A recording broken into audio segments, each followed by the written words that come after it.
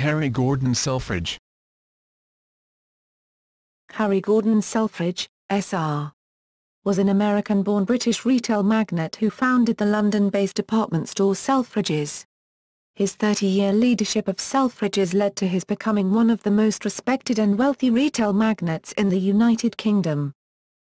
Born in Ripon, Wisconsin, Selfridge delivered newspapers and left school at 14 when he found work at a bank in Jackson, Michigan.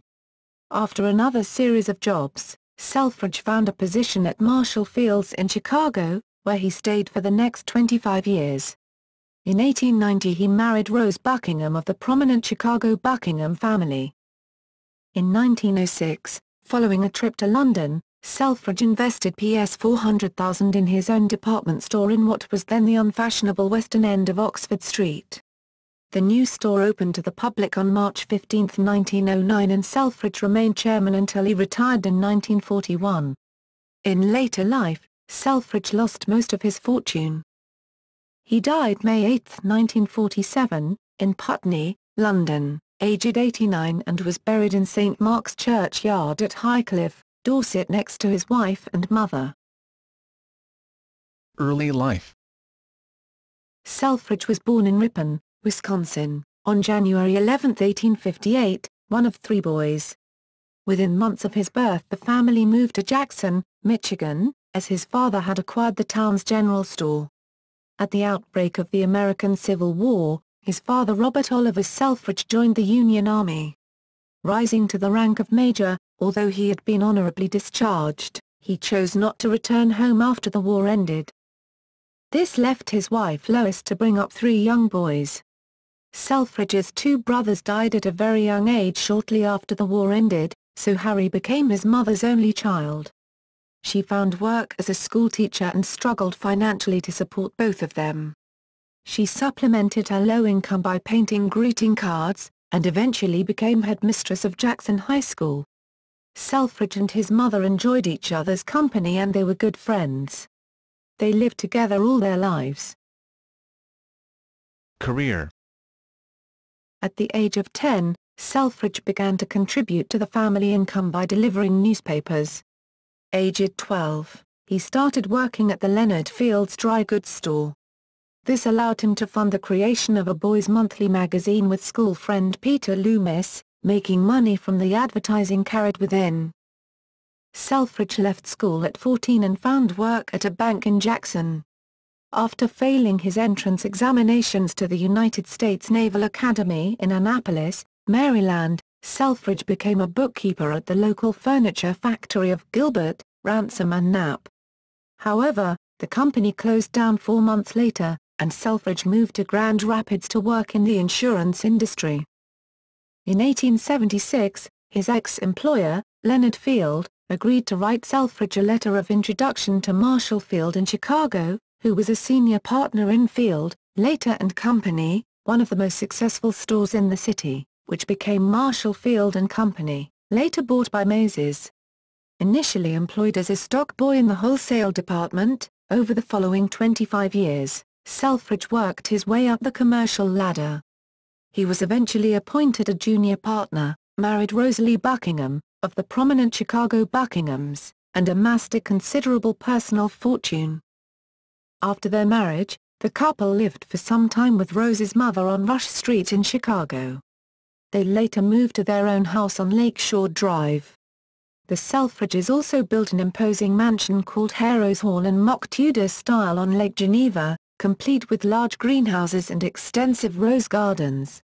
Over the next decade the couple had 4 children, Rosalie born in 1893, Violet in 1897, Gordon in 1900 and Beatrice in 1901. Throughout their married life, Harry's mother, Lois, lived with the family.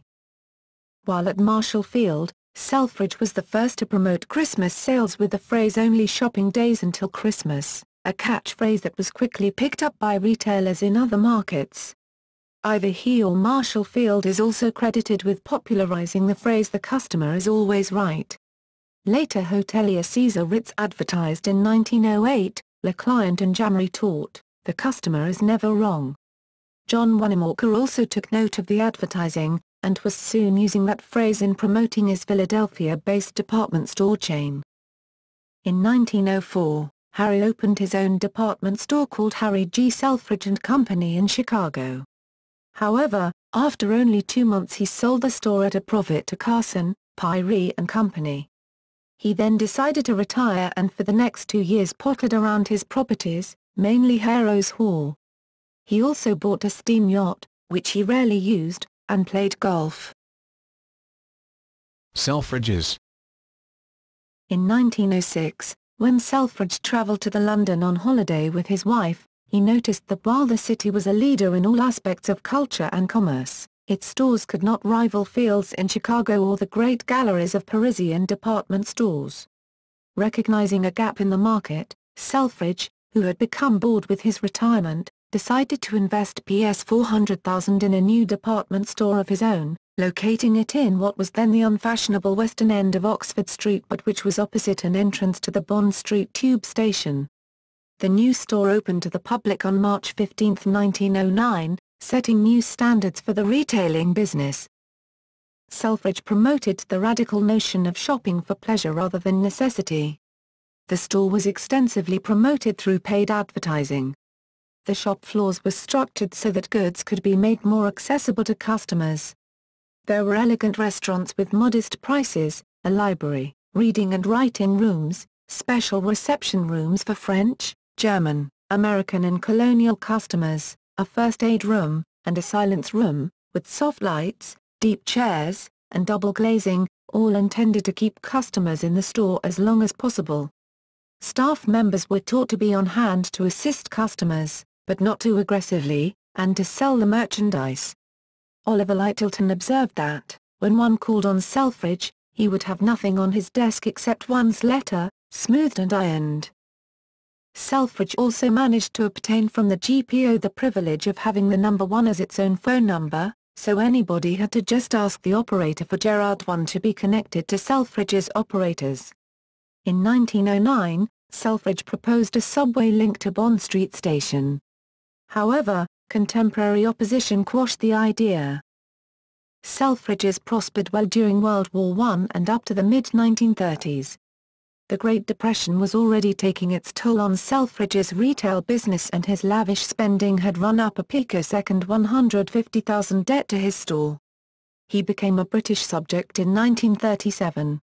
By 1940 he owed $250,000 in taxes and was in debt to the bank. The Selfridges board forced him out in 1941. In 1951 the original Oxford Street Selfridges was acquired by the Liverpool-based Lewis's chain of department stores, which was in turn taken over in 1965 by the Sears Group owned by Charles Claw. Expanded under the Sears Group to include branches in Manchester and Birmingham, in 2003 the chain was acquired by Canada's Galen Weston for £598 million. Personal life. In 1890, Selfridge married Rosalie Rose Buckingham of the prominent Buckingham family of Chicago. Her father was Benjamin Hale Buckingham, who was a member of a very successful family business established by her grandfather, Alva Buckingham. A 30-year-old successful property developer, she had inherited money and expertise from her family. Rose had purchased land in Harper Avenue, Hyde Park, Chicago and built 42 villas and artists' cottages within a landscaped environment. The couple had 4 children, 3 girls and a boy. At the height of his success, Selfridge leased Highcliffe Castle in Hampshire, now Dorset, from Major General Edward James Montague Stuart Wortley. In addition, he purchased Hengistbury Head, a mile-long promontory on England's southern coast, where he planned to build a magnificent castle. These plans never got off the drawing board, however, and in 1930 the Head was put up for sale. Although only a tenant at Highcliffe, he set about fitting modern bathrooms, installing steam central heating and building and equipping a modern kitchen. During World War I, Rose opened a tented retreat called the Mrs. Gordon Selfridge Convalescent Camp for American soldiers on the castle grounds. Selfridge gave up the lease in 1922. Selfridge's wife Rose died during the influenza pandemic of 1918. His mother died in 1924. As a widower, Selfridge had numerous liaisons, including those with the celebrated Dolly sisters and the divorcee Ciri Bernardo Welcome, who would later become better known as the decorator Ciri Morm. He also began and maintained a busy social life and entertained lavishly at his home in Lansdowne House located at 9 Fitzmaurice Place, in Berkeley Square. Today, the house displays a blue plaque noting that Gordon Selfridge lived there from 1921 to 1929. Later years and death. During the years of the Great Depression, Selfridge's fortune rapidly declined and then disappeared, a situation not helped by his continuous free-spending ways. He gambled frequently and often lost. He also spent money on various showgirls. In 1941, he was forced out of Selfridges. On a reduced pension, he retired, aged 83, to a rented three-bedroom flat with Rosalie, his eldest child. On May 8, 1947, Harry Gordon Selfridge died of bronchial pneumonia at his home in Putney, southwest London, aged 89. At the time of his death, Selfridge was destitute. His funeral was held on May 12 at St Mark's Church in Highcliffe, after which he was buried in St Mark's Churchyard next to his wife and his mother. Selfridge's children were Violet, who died shortly after birth; Rosalie, the eldest child, who married Serge de Bolotov, later Wyszemski; Violet, who wrote The Flying Gypsies; Gordon Jr., and Beatrice. Selfridge's grandson, Oliver, who died in 2008, became a pioneer in artificial intelligence.